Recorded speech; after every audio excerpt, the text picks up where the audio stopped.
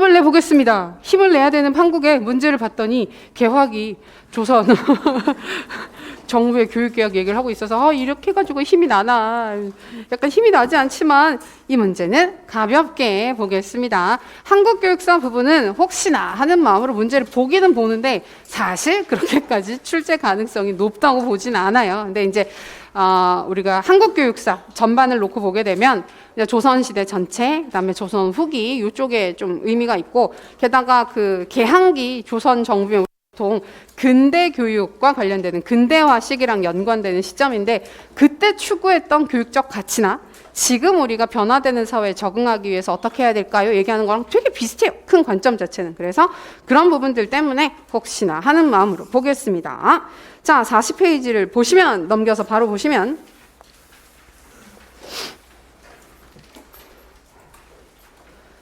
자, 근대교육 전반의 특성 이해하시면 됩니다. 달달 외우시기보다는 뭐 외우실 수 있으면 좋죠. 첫 번째, 관리 양성과 유교 경전 중심의 교육을 벗어나고자 한다. 즉, 뭐에서 벗어나는 거냐면 과거 시험 중심의 교육으로부터 벗어나겠다라는 얘기예요. 우리나라는 조선시대에도 입시 위주의 교육이 문제였던 거죠. 그죠? 자, 그 다음에 근대적 학교 설립을 추구했다. 근대적 학교 말고 공부 이전에는 근대적이지 않은 학교들이 있었느냐? 뭐 서당이라든지, 근데 서당은 되게 오래 유지가 되긴 했었지만 그 외에 뭐 성균관이라든지 그런 학교 제도들이 있었습니다.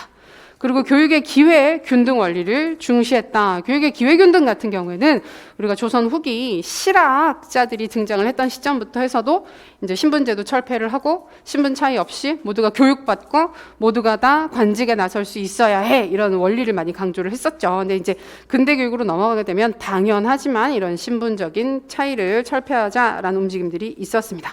근데 지금도 보게 되면 비슷비슷한 관점으로 볼 수가 있는 게, 우리 첫 번째 말씀드렸던 것처럼 입시제도, 입시 중심의 교육으로부터 벗어나자라고 얘기를 하는 거 하고, 두 번째, 변화되는 사회에 맞는 교육이 필요하다. 우리 교육이 더 많이 노력해서 변화되어야 한다라는 얘기를 하는 거, 학교가 달라져야 된다라는 얘기를 하는 거, 그다음에 기회균등, 교육의 기회, 실질적인 기회 균등을 추구해야 된다. 이런 얘기들 되게 비슷비슷하죠. 그래서 이게 100년 전이나 지금이나 100년도 더 전이긴 하지만 훨씬 더 좀 많은 시간이 지났지만 비슷비슷한 교육적 가치를 추구하고 있는 걸 볼 수 있습니다. 그래서 비슷하구나, 이런 부분들, 사회에 맞는 교육을 하기 위해서 노력하는 건 어떤 시대나 마찬가지구나, 이런 관점들 보시면 되겠고, 아래쪽에 있는 근대 학교는 약간 참고 수준으로 보시면 돼요. 객관식 형식이면 이런 부분들이 중요해요. 왜냐하면 정오를 가리기가 너무 좋거든요. 근데 우리 시험 형식에서는 좀 어렵죠. 우리나라 근대 교육 기관을 보게 되면 기독교계, 종교계 학교, 선교계 학교라고 얘기를 하기도 하고, 그다음에 관립 공립학교들, 국립 국가가 만들었던 학교들이 있고, 그다음에 진짜 사학이라고 해서 그냥 민족계 사학, 민간계 사학이라고 하는데, 어떤 그 종교적 이념이라든지 그런 부분들 없이 자발적으로 형성된 이런 학교들이 이렇게 있었다 정도 가볍게 보시고요.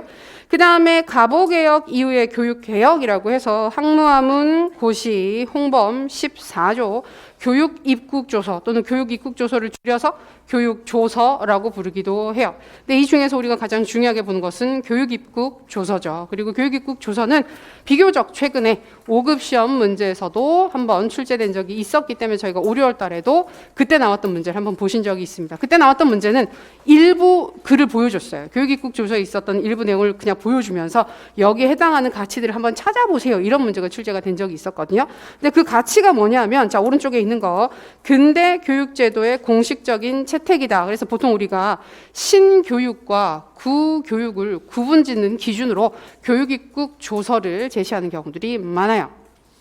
그리고 전인교육을 추구했다. 자, 중요한 포인트죠. 전인교육. 덕체지의 순으로 강조를 했습니다. 그다음에 기회균등 원리를 추구했고요. 자주적이고 근대적인 교육과정을 추구했다.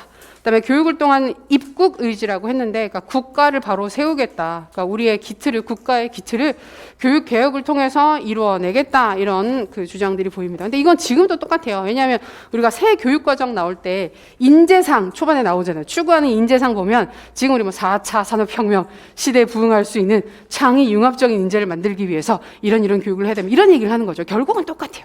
결국은 똑같아서 우리가 변화되는 사회에 맞는 인재를 육성하는 방안에 대한 고민을 예나 지금이나 하고 있다는 것입니다. 자, 이 정도 참고해서 봐두시고 예시교육 바로 보시면 개항기 조선정부 교육개혁 정책을 항무하문고시부터 전고국조례, 홍범 14조, 교육 입국조서, 그다음에 근대적 학교의 설립 등을 중심으로 쭉 정리를 해놨어요. 근데 방금 얘기했던 것처럼 그런 움직임들이 보이는 거죠. 항무하문고시부터 시작을 해서 전고국조례에서는 과거 제도를 폐지를 했고, 그다음에 홍범 14조, 교육입국조서, 그다음에 근대적 학교들 이런 사례들이 있습니다. 자, 성과가 무엇이었을까요? 근대 교육의 가치에 대한 주체적 인식이 있었다. 그러니까 이게 우리가 좀 많이 얘기를 하는 포인트가 그 좀 다른 관점이긴 하지만 일제강점기가 그 뒤에 바로 이어지잖아요. 그래서 근대적 학교를 일제가 조선에 도입을 한 것처럼 그래서 그런 것에 그 도움을 받았다? 이런 식으로 주장하는 사람들도 일부 있잖아요. 좀 극단적인 주장이긴 하지만 그런 주장들도 있는데 실제로 우리가 일제강점기 이전 시대에 이미 이런 식으로 근대적인 교육을 하기 위한 노력을 하고 있었습니다. 근데 이게 일제 때문에 주저앉고 다른 방식으로 진행이 된 것이지 무조건 우리가 아무 생각 없이 이러고 있다가 그렇게 했다는 건 아니라는 겁니다. 그래서 이런 부분들을 보면서 우리도 이전부터 근대 교육의 가치에 대한 그 절실한 그다음에 자체적인 그 인식이 있었고 그런 노력을 실제로 하고 있었다. 근데 그걸 하고 있는 과정에 그게 중단이 된 거죠. 제대로 이어지지 못하고 중단이 된 거죠. 그래서 아마 이때 제대로 우리가 이런 교육적 가치를 추구를 했다 그러면 우리 현대 학자가 좀 달랐을 수도 있어요. 지금 현재 학제 자체에 조선시대 교육적 가치가 일부 남아 있었을 수도 있어요. 갑자기 그죠? 어려울 수도 있을 것 같긴 한데 이제 좀 우린 되게 단절이 심한 편이거든요. 전통 교육과 지금 현재 우리가 하고 있는 교육 사이에 간격이 굉장히 크고 그래서 우리가 한국 교육사 같은 거 공부할 때 드는 의문이 이걸 배우는 게 무슨 의미가 있지?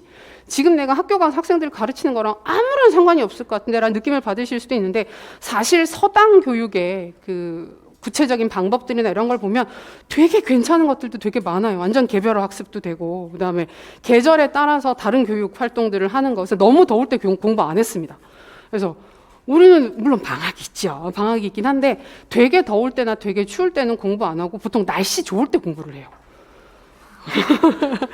날씨 좋을 때는 놀러 가야 되지 않나? 라고 생각하실 수도 있는데 그러니까 선선하고 너무 덥지 않고 너무 춥지 않을 때 공부를 하고 한겨울에도 같이 모여서 집안에서 같이 놀았대요. 그래서 그 전통 놀이 같은 거 많이 하고 집안에서 놀았대요. 그래서 되게 괜찮잖아요. 그런 거 되게 학생 중심적이기도 하고 지금 요새 유행하는 것처럼 약간 생태학적인 접근?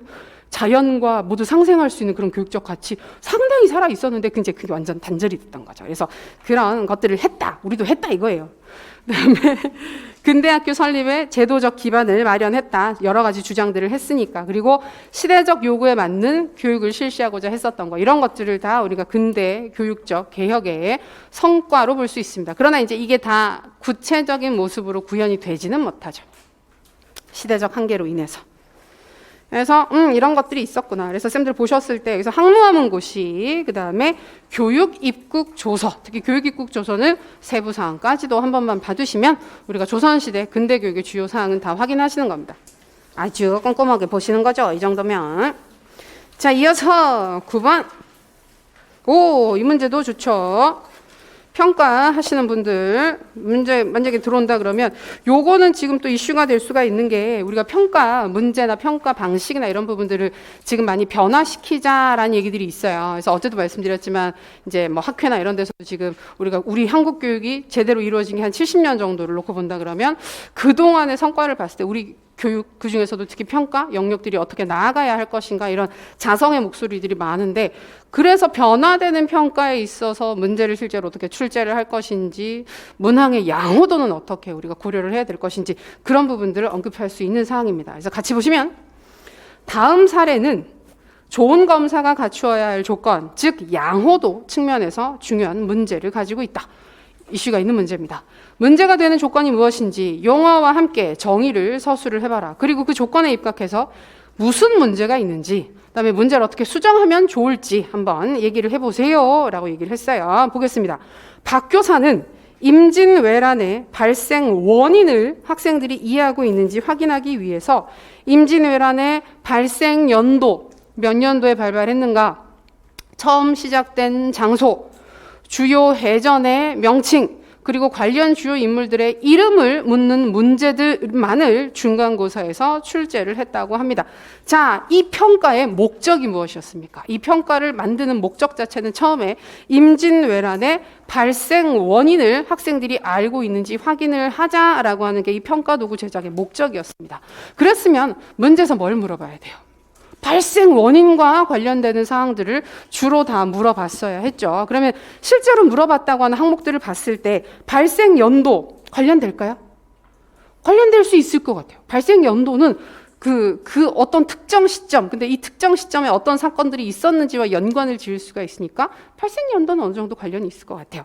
그 다음에 처음 시작된 장소, 이 부분도 일부 상관이 있겠죠. 그러니까 몇 년도에 전쟁이 처음 시작이 되었고, 그다음에 어디에서부터 전쟁이 시작이 되었었는지를 확인하는 것은 발생의 원인과도 연관될 수 있는 사항이니까 살펴보는 게 의미가 있을 것 같아요. 여기까지는. 근데 나머지를 보시게 되면 주요 해전의 명칭, 그다음에 주요 인물들의 이름을 물어요. 그냥 다른 것도 아니고 이름만을. 되게 단편적인 정보들이긴 한데 중요 해전들은 전쟁들은 어떤 것들이 있었고 전투들은 어떤 게 있었는지 쭉 써보세요. 그다음에 관련되는 인물들은 어떤 거에서 기억나는 게 이순신 장군밖에 없는데 그래서 인물들의 이름을 쭉 쓰세요. 그러면 뒤에 물어보고 있는 것들은 사실은 발생 원인과 직접적으로 연관되기 어려운 부분들을 물어보고 있죠. 자, 그러면 원래 물어보고자 했었던 목적에 부합하지 않는, 목적과 맞지 않은 문항들이 출제된 검사 도구가 된 겁니다. 자, 우리가 알고 있는 검사의 양호도는 어떤 게 있어요? 첫 번째, 타당도, 두 번째, 신뢰도, 세 번째,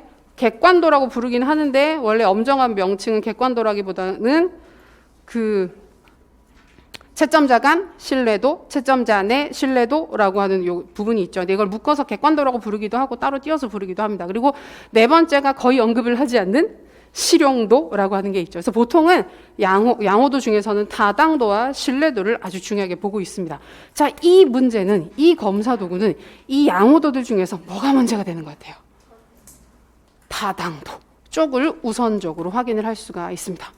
신뢰도를 언급을 하려 그러면 사실은 신뢰도는 시험을 보고 나서 그 결과 자체가 얼마나 일관되게 나오고 있는가, 일정한 결과를 보이고 있는가, 이런 부분들을 통해서 판단을 할 수가 있는데, 이 문제 같은 경우 일단 문제를 출제를 했는데 의도에 맞지 않은, 원래 의도에 맞지 않은 다른 것들을 물어보고 있는 부분들을 볼 수가 있습니다. 그래서 타당도를 우선적으로 확인할 수 있죠. 근데 이렇게 보니까 자세히 보이긴 하는데 우리도 실제로 학교 가셔서 쌤들이 중간 기말고사 문제를 출제를 해보시게 되면 원래 목적에 그렇게 부합하지 않는 검사 도구를 만드는 경우들도 있어요. 실제로 그래요. 우리 시험도 약간 그래요.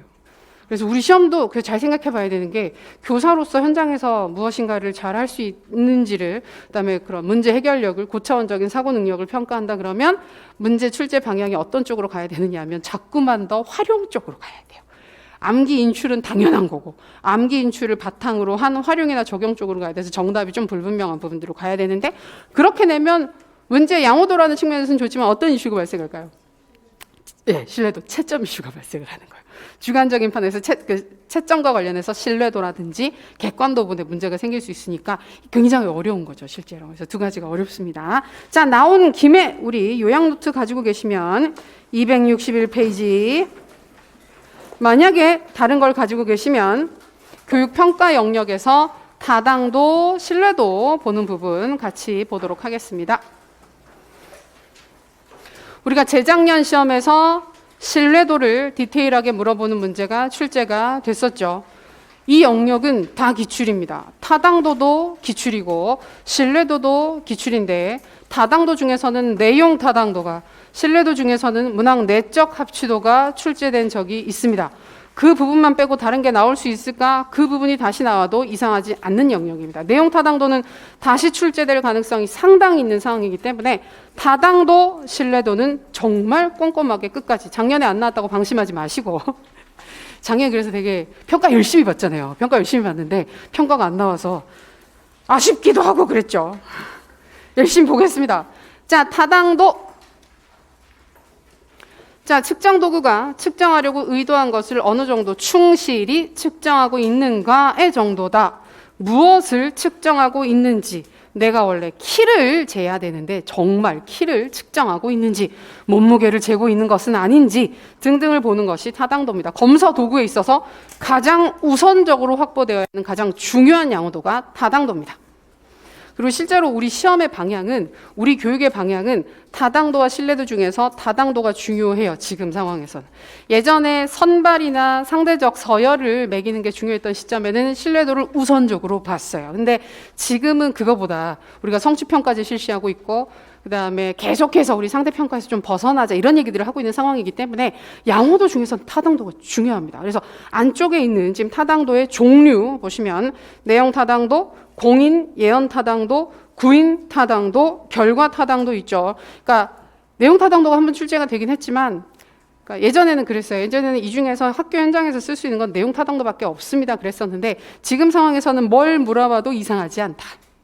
문학 내적 합치도가 나온 이상 신뢰도에서 더 이상 안전한 영역은 없어요. 여기는 다 출제할 수 있어요. 다 출제할 수 있어요. 그래서 다 정확하게 보셔야 됩니다. 내용 타당도는 저희가 최근에 그 모의고사 문제에서도 몇 번 보셨기 때문에 좀 친숙하실 텐데, 포인트는 그겁니다. 이원 분류표, 이원 목적 분류표 접근하는 거하고 전문가들한테 확인받는 거, 그런 방식 가지고 들어가는 거.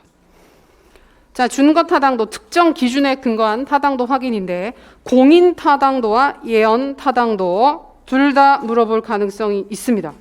상대평가 상황에서는 공인 타당도를 사실 보기가 어려워요. 이전 시험이랑 유사한 부분들이 많으면 많을수록 오히려 더 시험에 영향을 줄 수 있기 때문에 일부러 왜 그 학교들 내신 시험에서도 왜 족보 있잖아요. 그 동네에 있는 족보들. 그래서 그런 것들도 좀 이슈를 삼았었는데, 성취평가제로 바뀌게 되면 그걸 공부해서라도 좋은 점수를 받으면 학습 목표에 도달한 거니까 괜찮은 거예요. 그러니까 어떤 개념으로 보시면 되느냐 하면, 쌤들 운전면허 시험 보실 때 1차 필기 시험 보실 때 공부 어떻게 하셨어요? 자동차란 무엇인가? 자동차 개론, 뭐 운전학 1장 이런 식으로 해서 책 보고 공부하시고 전체 강의 듣고 공부하셨어요? 아니죠. 그렇게 공부 안 하죠. 어떻게 합니까? 기출 문제집 뭐 10개 정도 있는 거 사가지고 10개 다 못 풀죠.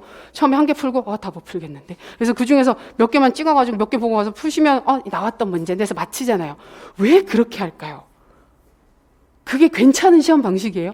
우리가 상식적으로 생각하면 그렇게 볼 때 이거 이래도 되나? 그냥 시험에 있는 거 외워가지고 문제 나왔던 거 그대로 외워서 시험 보는 건데 이래도 되나라는 생각이 한 번씩 들잖아요. 그래도 돼요, 절대평가는.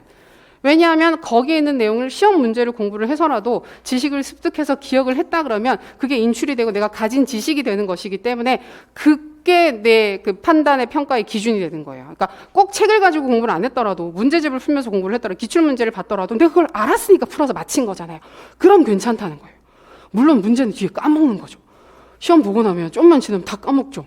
저 운전 안 합니다. 지금 운전 안 하는데 저 되게 옛날에 운전면허 땄어요. 되게 어려울 때, 간소화되기 전에 되게 어려울 때 계속 말씀드리는 이유가 못하기 때문에, 혹시 잘못 배워서 못하는 거 아니냐. 근데 되게 열심히 배웠어요. 그래서 면접이란다. 필기 시험도 점수가 좋았고, 기능 장래 시험도 점수 되게 좋았어요. 그다음에 도로 주행도 굉장히 좋았는데 운전을 못해요.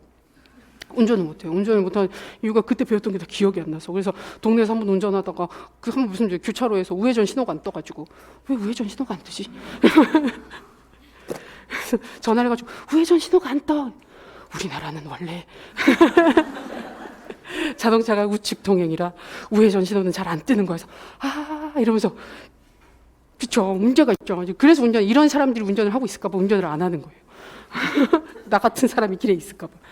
자, 그래서 이 공인 타당도가 상대평가 상황에서는 방금 얘기했던 사례들 때문에 이전에 문제 봐가지고 공부해가지고 시험을 봐서 맞춰버리면 서열을 매기기가 힘들잖아요. 그래서 언급을 안 하는, 좀 덜 하게 되는 타당도인데, 절대평가 상황에서는 잘 만들어진 검사 도구가 있다 그러면 다음번에도 그거랑 비슷한 검사 도구를 만들어서 또 쓰는 게 괜찮을 수가 있는 거예요. 그래서 우리가 중간고사 시험 문제를 새로 만들었는데 이 문제가 진짜 타당한 문제인지 확인할 수 없어. 근데 재작년에 썼었던 똑같은 영역의 중간고사 시험지가 굉장히 타당도가 높았던 검사다. 그러면 이 두 가지를 비교를 해놓고 봤을 때 유사한 요소들, 공통된 요소들이 얼마나 많은지를 비교해서, 많으면 많을수록 이전 검사와 비교해서 공인 타당도가 높은 검사 도구이기 때문에 이게 타당도가 높아서 새 검사를 쓸 수 있어요. 이렇게 들어갈 수 있는 겁니다. 그래서 그 부분으로 접근을 할 수 있겠죠. 그래서 공인타당도 개념 보시면 검사 도구에서 구한 점수와 이미 타당성을 입증받은 다른 검사 도구에서 구한 점수 사이의 상관을 토대로 검사 도구의 타당성을 평가한다. 이전에 만들어진 잘 만들어진 검사와 새 검사가 유사하면 유사할수록 공인타당도가 높은 거예요. 대체를 할 수 있어요. 자, 그리고 예언타당도 어제 진단평가에서도 나왔었죠. 검사 도구에서 구한 점수와 미래의 피험자에게 나타날 행동 특성을 수량한 준거 점수 사이의 상관을 토대로 검사 도구의 타당성을 평가한다. 그래서 예언타당도는 제일 그 적합하게 쓸 수 있는 상황 자체가 여기 보면 적성 검사나 선발 시험. 그래서 대입 시험 있잖아요. 대입 시험, 우리나라에서 주로 보게 되는 대입 시험은 수능 시험이라고 볼 수 있는데 수능 시험은 예언타당도가 높아야 돼요. 무엇과? 대학에서의 성적과 관련성이 높은 게 좋은 검사예요. 그래서 이름도 그거잖아요. 대학 수학 능력 그 시험 대학 수학 능력 평가잖아요. 대학에서 공부를 할 수 있는 능력을 얼마나 가지고 있느냐를 보는 거죠. 그 검사 도구의 이름 자체가 실제로 예언 타당도랑 이어지는 거예요. 그 수능 같은 경우에. 아니면 우리가 뭐 적성 검사, 직업 특성 검사, 적성 검사 같은 걸 봐서 나는 검사를 했더니 예를 들어서 교사가 굉장히 좋은 교사가 추천하는 직종으로 나왔단 말이에요. 근데 나중에 내가 교사가 됐어요. 그랬는데 직업에 대한 만족도가 얼마나 높은지, 그다음에 교사로서의 좋은 평가를 받고 있는지 이런 부분들을 연관지어서 적성 검사에서 교사가 높게 나왔던 사람이 진짜 교사가 됐더니 좋은 교사가 됐더라. 이런 부분들을 연관해서 해당하는 검사 도구의 타당성을 보게 되는 겁니다. 공인타당도, 예언타당도 언급될 수 있겠죠. 방금 사례를 보게 되면 뭐 선생님이 우리 반에 있는 누가 어떤 적성검사를 했는데 어떤 직군이 나왔는데 나중에 그쪽으로 진로 지도를 해서 했더니 그 학생이 굉장히 성공했어요. 지금 유명한 뭐가 됐어요. 이런 식으로 얘기를 하고 있으면 아, 예언타당도 쪽으로 볼 수 있겠구나. 이렇게 연관될 수 있습니다. 자, 구인타당도 특정 검사 도구가 측정하려는 심리적 특성에 대해서 조작적 정의를 내린다. 우리 교육 개념 얘기할 때 조작적 정의라는 말을 봤는데 조작적 정의는 우리가 다룰 수 있는 방식으로 수준으로 개념을 정의를 하는 거예요. 그래서 우리가 자의적으로 여기에선 이렇게 이런 개념으로 정리를 해서 활용을 합시다 하게 되는 거죠. 그 정의를 기준으로 특정 검사 도구가 측정하려고 하는 심리적 특성인 구인을 얼마나 제대로 측정하고 있는지를 분석함으로써 검사 도구의 타당성을 평가하는 방법이다. 구인 타당도는 보통은 어떤 때 쓰느냐 하면 심리 검사 도구를 만들고 그 검사 도구가 원래 그 심리적 특성에 해당하는 하위 요인들을 얼마나 잘 평가하는지를 확인을 해서 구인 타당도를 보게 됩니다. 그래서 원래 개념 설명할 때는 학교에서는 구인 타당도 보기 어려워요 라고 말씀을 드렸는데 지난번에 재작년에 문제 출제됐던 경우를 보게 되면 학생들의 정의적 특성을 측정하는 검사 도구를 만든다 이런 얘기를 해버렸기 때문에 나올 수 있어요. 우리 학교에 있는 학생들한테 잘 맞는 창의성을 측정하고 싶어요. 융합적 사고 능력을 측정하고 싶어요. 그래서 내가 검사 도구를 만들었는데 우리가 생각하는 창의력의 세부 구성 요소들을 얼마나 그 검사 도구가 잘 측정하고 있는지를 확인을 해봤어요. 그러면 구인 타당도가 되는 거예요. 자, 이거는 측정 방법. 저희 이론 강의할 때 이 부분까지 안 갔었는데요. 좀 더 추가를 한 부분입니다. 구인 타당도를 보통 측정하는 방법들을 보게 되면 요인 분석으로 하기도 해요. 요인 분석은 우리가 이게 교육 연구할 때, 결과를 연구할 때 주로 쓰는 기법인데 관련되는 그 어떤 특정 개념과 관련되는 세부 요인들을 여러 개를 설정을 한 다음에 이 요인들 간의 관계가 어떻게 있는지를 하나하나 분석하는 기법입니다. 그다음에 공인타당도 접근, 예언타당도 접근이라고 하는 게 있어요. 그래서 위에 나왔던 개념이죠. 공인타당도, 예언타당도는. 근데 요거를 가지고 와서 이걸 측정하는 기법을 활용을 해서 이 구인타당도를 확인할 수도 있습니다. 여기까지 한 번 더 확인해 주세요. 그다음에 결과 타당도가 나오는데 이 결과 타당도는 실제로 내용 타당도랑 좀 많이 유사해요. 유사해서 굳이 이 두 가지를 같이 언급하기보다는 그냥 내용 타당도 쪽으로 좀 더 많이 쓰는 경향이 있기는 하나 그래도 개념 부분을 보시면 검사 결과가 검사의 목적에 얼마나 부합하는가, 의도한 결과를 얼마나 달성하였는지, 의도하지 않은 어떤 결과가 나타났는지에 대한 검증이다. 결과를 특히 더 강조를 합니다. 그래서 좀 더 설명을 보면 검사를 실시하고 그 결과에 대한 가치 판단을 하는 것이다. 그 결과가 얼마나 의미가 있었는지에 대해서 가치 판단을 한다. 평가 결과가 학생이나 학부모, 교사, 학교 사회, 즉 우리가 교육을 했을 때 그 영향을 받게 되는 모든 부분들 있잖아요. 그러니까 이해 당사자들한테 미치는 영향을 토대로 검사 도구의 타당성을 평가한다라고 얘기를 하고 있어요. 그래서 결과 타당도는 아마 언급을 하더라도 전 설명을 굉장히 자세히 준 상태에서 명칭 찾는 수준으로는 물어볼 수 있으니까 명칭과 개념 한 번 더 짚어서 보시기 바랍니다. 다음 페이지를 보시면 신뢰도 이야기 나오죠. 이후에도 여러 번 보시게 될 텐데 재작년에 신뢰도 문제 물어봤으니까 개념 한 번만 더 빠르게 보면 측정하려고 하는 것을 얼마나 안정적으로 측정하느냐, 측정의 일관성, 즉 측정 결과가 얼마나 일관되게 유사하게 동일하게 나오고 있는가를 보는 겁니다.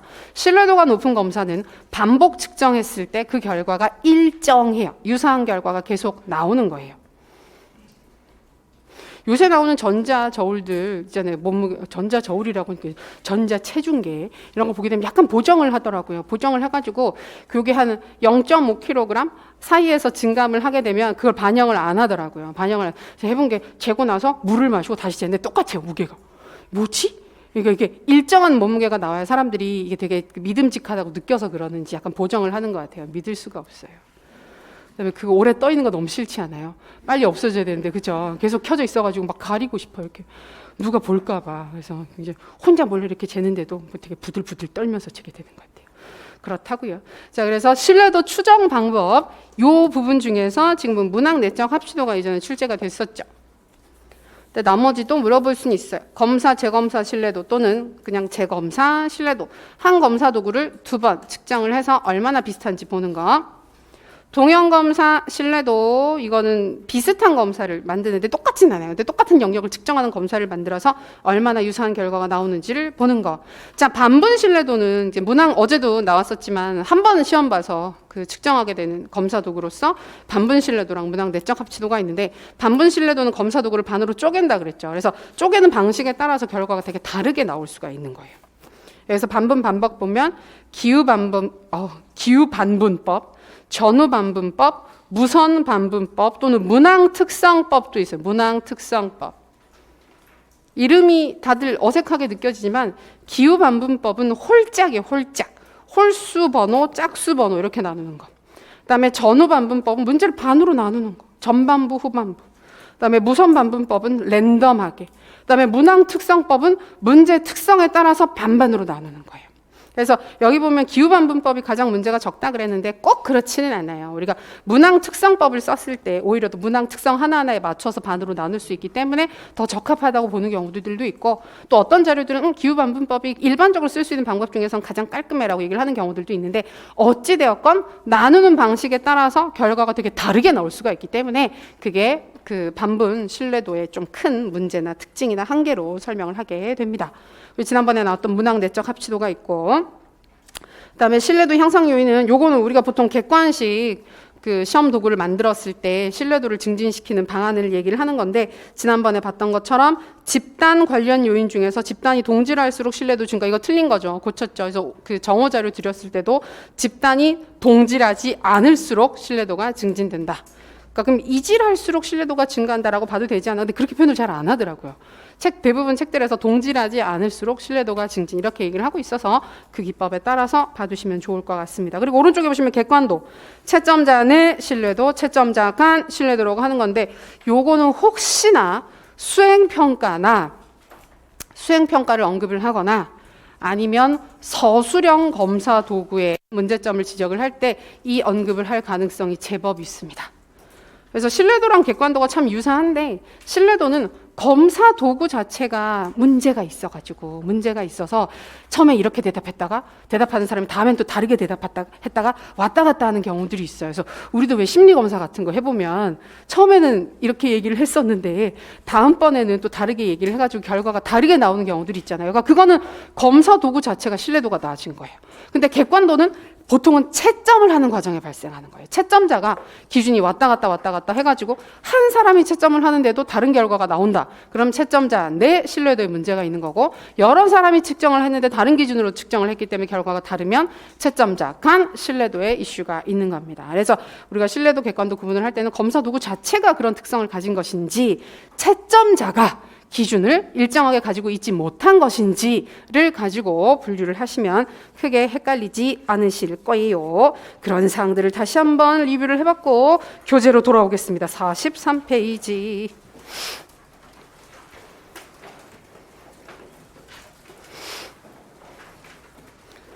자, 제10원에 나타난 중간고사 문제 양호도 이슈는 타당도가 부족한 것.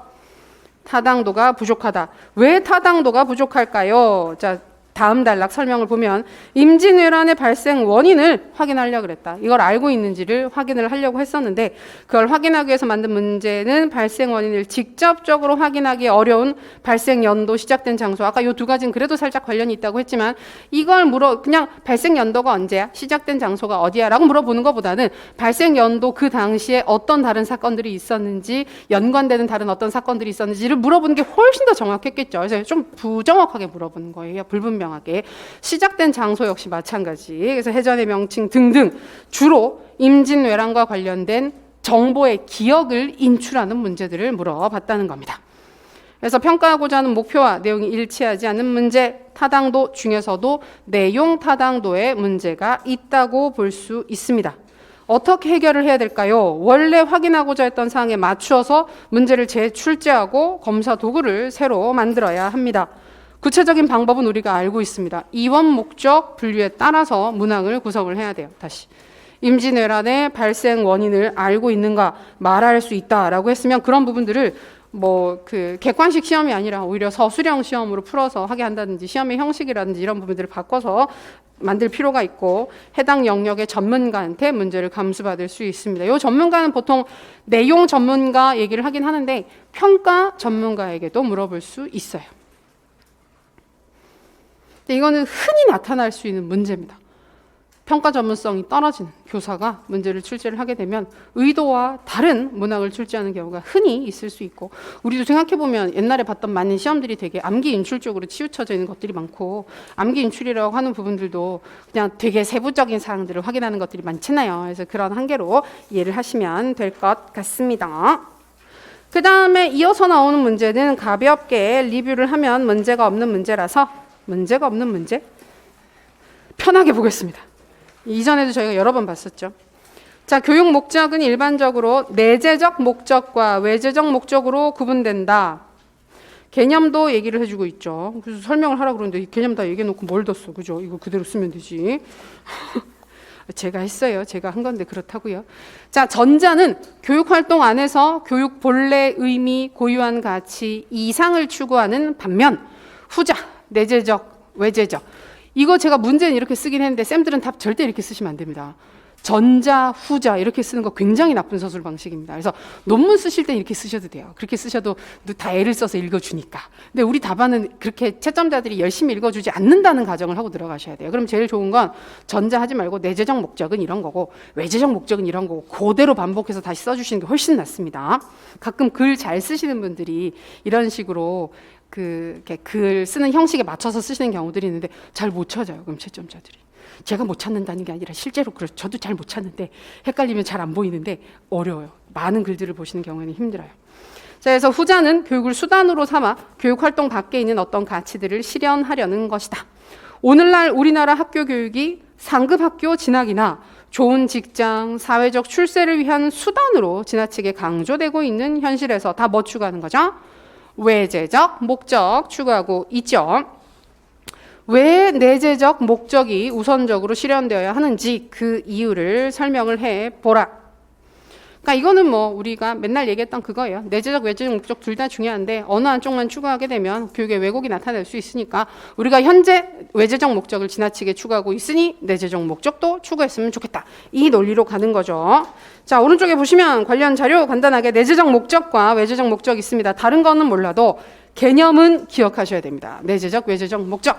그리고 논술 기출 영역이라서 쌤들이 이게 다시 나오겠어요? 라고 생각하실 수도 있지만 그때 물어봤던 게 자유교육을 매개로 한 교육의 목적이 무엇이냐 이런 식으로 조금 모호하게 물어봤었기 때문에 한 번 더 언급할 수도 있습니다. 그래서 개념 정도는 기억했으면 좋겠어요. 내재적 목적, 다른 것의 수단이 아닌 교육 개념 혹은 활동 그 자체가 가지고 있는 목적. 외재적 목적은 다른 활동의 목적을 위한 수단, 도구로 사용되는 목적. 우리는 보통 외재적 목적 좋아하죠. 매력적인 거 경제성장, 사회통합, 직업준비, 생계유지, 출세. 너무 좋아요. 출세. 자, 다음 페이지 예시개요 부분 보시면 내재적, 외재적 목적 각각 설명하고 있고요. 자, 세 번째, 내재적 목적이 우선시 되어야 하는 이유. 왜 내재적 목적이 우선시 되어야 할까? 그러니까 외재적 목적은 가치가 없다, 추구하지 않아야 한다는 아니에요. 근데 이제 보통 이런 논의를 할 때 전제의 흐름을 보게 되면 내재적 목적을 우선적으로 추구를 하고 그 결과 외재적 목적도 같이 달성되면 좋겠다. 이런 방식으로 주로 접근을 하게 됩니다. 자, 근데 왜 그럼 내재적 가치가 더 우선적으로 추구되어야 하느냐? 첫 번째, 도덕성과 가치의 문제를 언급할 수 있습니다. 자, 다원화된 사회에서, 그렇죠. 현대사회 다원적 가치 추구하는 다원주의적 사회죠. 절대적 도덕 기준이 존재하기 어렵다. 그래서 그러니까 보통 지금 그렇잖아요. 누가 이렇게 해라고 한다고 해서 무조건 따르는 게 아니라 나름의 가치 판단에 따라서 도덕적 행위를 해야 되는데 결국 그런 도덕적 행위를 위한 가치 판단을 하기 위해서는 무엇이 필요할까요? 나의 올바른, 개인이 올바르게 할 수 있는 사고 능력, 합리적 사고, 이성의 개발 이런 부분들이 중요해지게 되는 것입니다. 근데 그런 부분들에 도움을 줄 수 있는 게 교육의 내재적 목적을 추구하는 활동들이 그런 의미를 많이 가지게 되죠. 그래서 이렇게 복잡하고 중요한 도덕과 가치 문제를 제대로 다루기 위해서는 합리성에 기반한 지성의 발달이 중요하다. 이런 그 지성과 합리성과 이성, 판단, 가치 판단 능력을 증진시키기 위해서 우리가 내재적 목적을 추구하는 교육 활동을 해야 될 필요도 있더라. 이렇게 보니까 이것도 약간 도구적인 것 같죠, 그렇죠? 그 자체로 의미가 있다기보다는 좀 오반가예요. 그다음에 이어서 도구적 교육의 한계를 극복해야 된다. 그래서 우리가 이거는 많이 느끼는 부분들입니다. 즉 외재적 가치를 지나치게 추구하는 교육이 가지는 문제나 부작용이나 한계점을 극복하자라는 얘기예요. 그래서 개인적 성공, 출세 등의 외재적 가치는 인간 삶의 본질적 만족과 가치를 향상시키는 충분 조건은 아니다. 요새 우스갯소리로 그런 얘기 많이 하잖아요. 아니다, 다 할 수 있다. 이런 것들을 추구하는 게 행복한 거다. 그래서 맨날 그러죠. 뭐 돈이 행복의 모든 것이 아니다라고 얘기를 하면 맨날 하는 게 그러면 돈이 부족한 건 아닌가 한번 다시 생각을 해보자. 뭐 그런 뭐 그렇게 하긴 진짜 우스갯소리처럼 하긴 하는데 이제 보통은 아무리 그래도 이런 외재적 가치 그 자체가 외재적 목적 자체가 우리를 행복하게 해주는 건 아니다라는 원론적인 얘기로 들어갈 수 있습니다. 그래서 보면 물질적으로 더 풍요로워진 사회에서 우울증의 문제, 강력범죄 등의 문제, 사회적 문제들이 더 많이 발생하는 걸 보면 외재적 가치만으로는 우리의 삶을 모두 만족시켜 줄 수는 없다.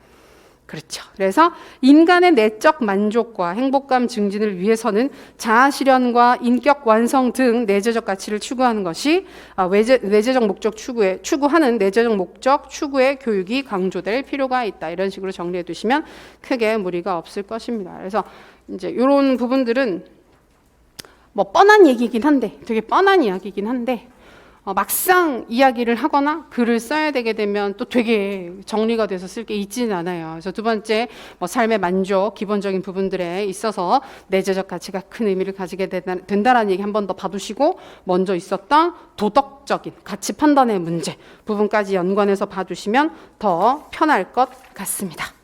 자, 이어서 11번 보겠습니다. 자, 요 문제 재밌는 문제고 만약에 이쪽 부분은 모형으로 연관돼서 이제 행정 영역에서 문제가 출제된다 그러면 물어볼 법한 사례이기 때문에 사례 분석 한번 재밌게 해보겠습니다. 우리가 상황적 지도성 이론은 뭐 이전에도 몇 개 보긴 했지만 주로 많이 언급을 하는 게 두 개입니다. 하나가 피들러의 상황 이론, 또 다른 하나가 허쉬와 블랜차드 또는 블랜차드와 허쉬의 상황적 지도성 이론이라고 하는 이 두 가지를 보게 되는데 허쉬 이론이 좀 더 복잡하죠. 피들러 이론보다 좀 더 복잡합니다. 자, 그러면 허쉬와 블랜차드 이론을 볼게요. 교장의 지도성 유형과 행정관리 방식에 따라서 학교 효율성과 교사들의 태도가 달라질 수 있다. 그렇지요. 그러니까 교장이 지도성을 제대로 발현해야만 효과적인 학교 경영이 나타날 수 있다.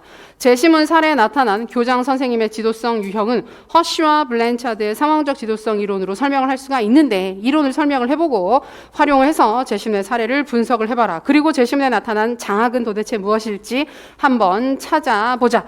자, 문제를 분석하기 전에 우리가 허쉬와 블랜차드의 상황적 지도성 이론을 먼저 보도록 하겠습니다. 못 참겠다 하면서 또 넘어갔어요. 저 되지도 않네. 네. 자, 49페이지 보십시오. 우리 교재 49페이지 바로 보시면 굉장히 간략하게 정리를 해둔 허쉬와 블랜차드 상황적 지도성 모형이 있습니다. 작년 문제 사례를 보게 되면 이제는 지시형, 지도형, 지원형, 위임형이라고 하는 지도성 유형을 쓰라고 할 가능성도 있어요. 사례를 보여주고 여기에 적합한 지도성 유형은 무엇일까 써보세요 라는 걸 물어볼 가능성도 제법 있습니다. 자, 여기에서 이 모형은 많이 네, 이 모형은 우리가 많이 보고 있는 그림인데요. 잘못 그렸다. 아니지. 여기를 다시 그리면 되지. 이렇게 직선이 옛날에 어렸을 때 그런 거 있잖아요. 너 동그라미 그려봐. 그래서 동그라미 동그랗게 이쁘게 그리면 뭘 잘한다 그러고 직선 그려봐. 그래서 직선 삐뚤삐뚤하면 너 마음이 삐뚤삐뚤하구나. 그러지 않았어요? 그런 거 안 하셨어요? 친구들끼리 왜 HTP 검사하고 그러지 않았어요? 너 나무 그려봐. 그래서 나무 그렸는데 열매 안 그리면 넌 되게 가난하게 살겠다. 열매가 없어서. 뭐라고? 이러면 그다음에 뿌리를 제대로 안 그리면 너 되게 근본이 없구나. 그러고 힘든 시대였어요. 살아남기 힘든. 그림을 보고 해석을 다 잘 하실 수 있어야 합니다. 요런 모양으로 그려져 있죠. 이런 모양으로 그려져 있고 요 가로축은 그 교사의 상황을 보여주는 거예요. 교사 특성이에요. 그러니까 결국 이게 어디에 해당하느냐 하면 상황 변인에 해당하는 거예요. 상황. 그 다음에 여기 위에 있는 가로축과 여기에 있는 세로축이 교장의 지도성 유형을 보여주는 부분입니다. 그래서 위에 있는 부분이 과업지향적이냐 아니냐를 보여주는 거. 과업지향적인 거. 그래서 오른쪽으로 갈수록 플러스가 되고 왼쪽으로 갈수록 마이너스가 되는 거죠. 그래서 이쪽으로 가면 갈수록 더 과업지향적인 지도성을 발현하게 되는 거예요. 그리고 세로축은 관계. 그래서 위쪽으로 가면 플러스, 아래쪽으로 가게 되면 마이너스의 모습을 보이게 되는 겁니다. 교사 특성 같은 경우 우리가 알고 있는 두 가지 변인이 있죠. 교사들의 특성을 상황이라고 해서 이게 성숙도가 되는데, 교사의 성숙도가 되는데, 성숙도를 판단하는 기준이 그 직무 성숙도라고 해서 능력, 업무와 관련된 능력을 얘기를 하는 거예요. 그 다음에 심리적 성숙도, 얘는 동기 부분에 해당하는 사항이죠. 그래서 이게 높으냐, 낮으냐를 가지고 또 역시 네 가지 유형으로 분류를 하게 됩니다. 그래서 이쪽에 제일 끝에 있는 쪽이 여기 보통 우리가 M1이라고 하게 되고 여기가 M2, M3, M4 요 상태로 가게 되는데 M1 같은 경우 이 두 가지가 다 낮아요. 직무 성숙도, 심리적 성숙도가 다 낮은 상태. M2 같은 경우에는 직무 성숙도는 낮은데 심리적 성숙도는 높은 상태예요. 그리고 M3는 직무 성숙도는 높은데 심리적 성숙도는 낮아요. 그러니까 이 두 단계를 보게 되면 그 능력은 없어요. 일을 잘하는 방법은 모르는데 그 일을 잘 하고 싶어하는 동기는 높은 상태라고 보시면 되겠고, 이 상태 같은 경우에는 일을 할 수 있는 능력은 이미 다 갖추고 있는데 일하기가 싫은 거예요. 동기가 떨어져 있는 상태예요. 그리고 M4 상태 같은 경우에는 둘 다 높은 상태예요. 그래서 일에 대한 지식도 있고 일을 하고자 하는 동기도 다 높은 상태라고 이해를 하시면 되겠습니다. 그럼 이 상태에서 각각에 부합하는 지도성 유형을 보시게 되면 M1 상태는 여기에 해당하는 거예요. 이 부분이니까. 요 지점. 요 사분면에 해당하는 거고, M2는 여기에 해당하니까 요 사분면에 해당하는 거고, M3는 여기, M4는 여기 상태에 해당하게 되는 거예요. 그러면 M1 상태 같은 경우에는 요 부분에 해당하는 거니까 어떤 지도성입니까? 그러니까 요 부분은 교장이 가지고 있는 지도성 유형이라 그랬으니까 교장이 과업지향적이면서 플러스 쪽이니까 과업지향적이면서 관계지향성은 낮은 상태를 보여주게 되는 거죠. 그게 지시형이 되는 거고 M2 상태에 해당하게 되는 적합한 지도성 같은 경우에는 교장이 과업지향적이죠. 플러스 상태죠. 그리고 관계지향성도 높은, 과업지향적이고 관계지향성이 모두 높은 모습을 보이게 되는 지도성이 효과적이다라고 얘기를 할 수 있어요. 이게 지도형이 되는 거예요. 그리고 세 번째 M3 상태에 맞는 걸 보게 되면 과업지향적인 성격은 약하고 마이너스에 해당하고 관계지향적인 성격은 높은 상태가 되는 겁니다. 그래서 G1형이 되는 거고 마지막 상태, 요 상태는 좀 특수한 게 둘 다 높기 때문에 일을 하고자 하는 의욕도 높고 일에 대한 지식도 많은 상태라서 그냥 내버려 두면 되는 거예요. 아무것도 안 하고 내버려 두면 알아서 그 일을 하게 되는 상태입니다. 그래서 교장이 어떻게 되는 거죠? 과업지향성도 마이너스, 관계지향성도 마이너스, 그냥 내버려 둔다는 얘기예요. 이런 구제로 되어 있는 거라서 사실 기억해 두실 거는 이거 명칭 정도. 내 사분면의 명칭으로서 지시형, 지도형, 지원형, 위임형이라고 하는 명칭만 기억해 두시면 되고 이 표를 해석하실 수 있으면 얼마든지 정리를 하실 수 있어요. 문제는 이 표를 기억을 해야 된다는 거죠. 표를 기억해야 되는데 몇 번 보시다 보면 그렇지 이 흐름이지. 사실 외울 건 요 포인트밖에 없어요. 요 포인트 요 두 가지 뭐가 높고 낮은지 요거만 기억하시면 되고 나머지는 그냥 그려보면 흐름상 쭉 나오는 거기 때문에 거기 맞춰서 보시면 되겠습니다. 그래서 그걸 보여주는 거죠. 그래서 여기서 쌤들이 포인트로 기억해 두실 것은 상황 변인에 해당하게 되는 교사 특성을 결정짓는 두 가지 부분.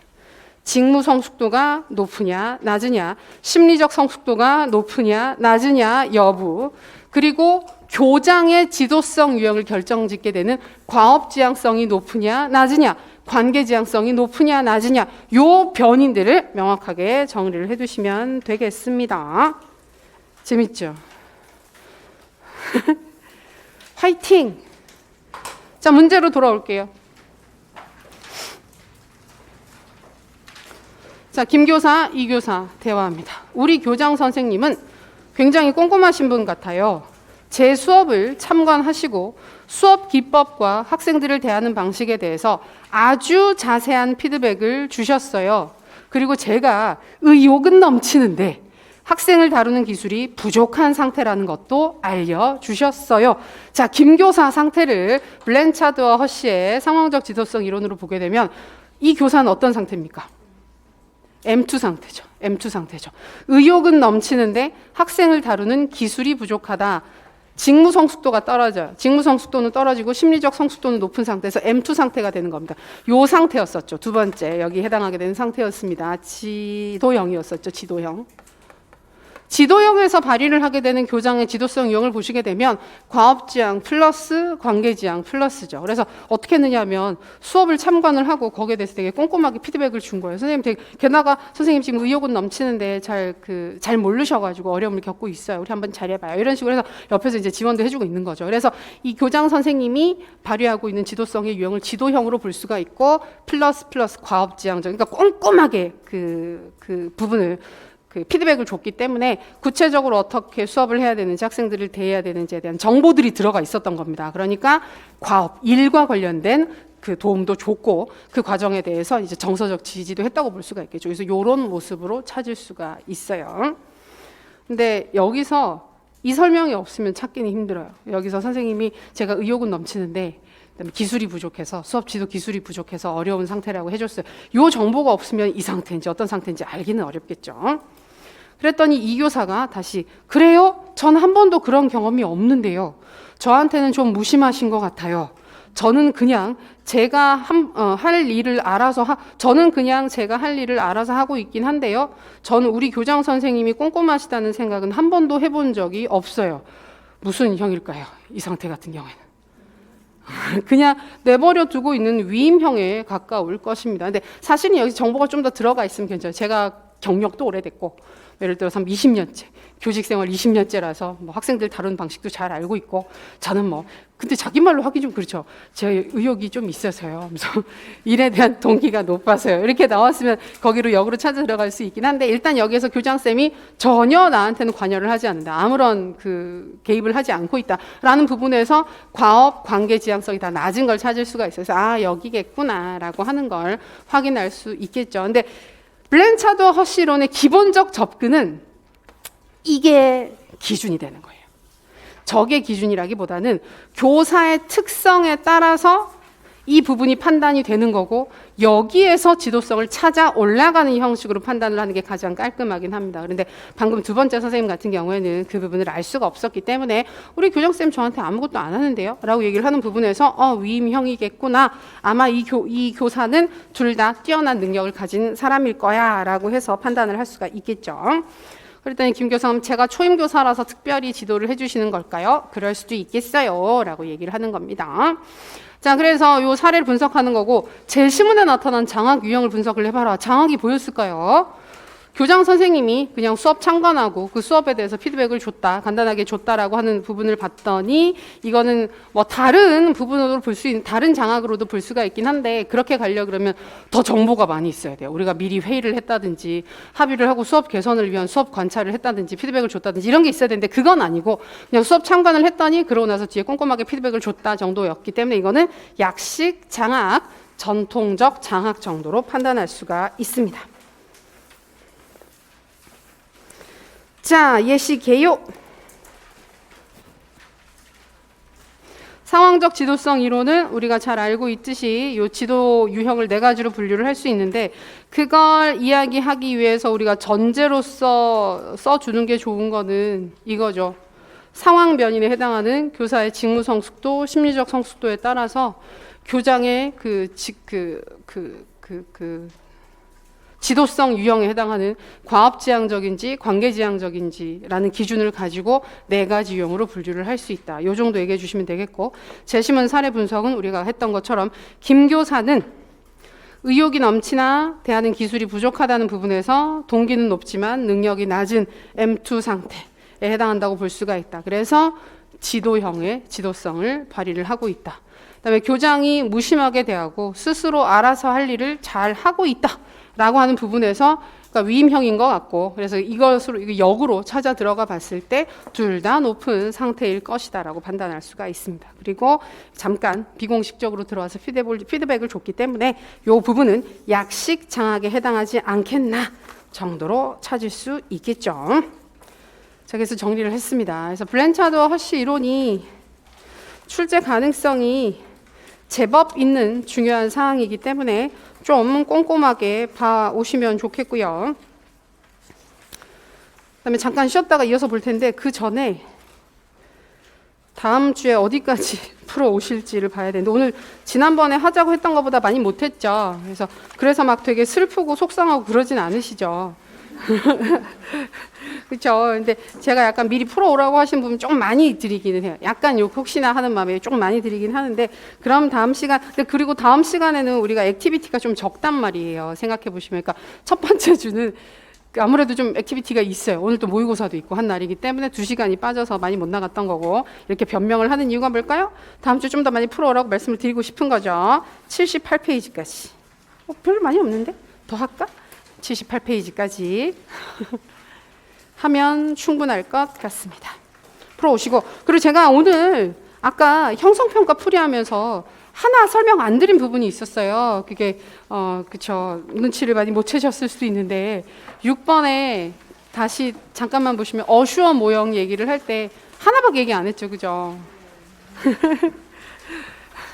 얘기를 한 분이 하셨어요. 다른 분, 그죠. 방귀 낀 놈이 성낸다고.